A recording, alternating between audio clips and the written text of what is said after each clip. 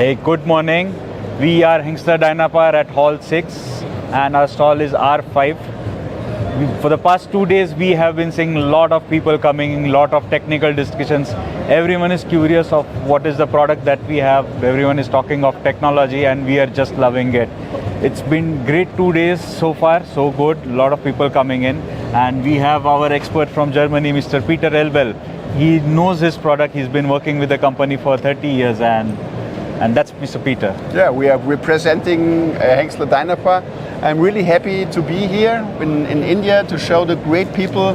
Very good, interesting, very good discussion about our products. We have absolute encoders, we have incremental encoders, also printers, cutters, counters, and also safety relays. We're representing both Hengstler and Dynapar, both companies, and showing and having all these discussions about monitoring of problems in the installation of encoders, and also having these very, very small required products, what is necessary to optimize the size of a machine, of a device, of automation.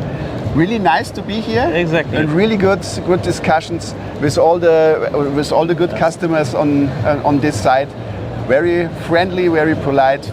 I really like it here. And good arguments and good technical debates. That's what we are loving at. So come over to our stall and we'll be glad to show you a wide range of products that we have.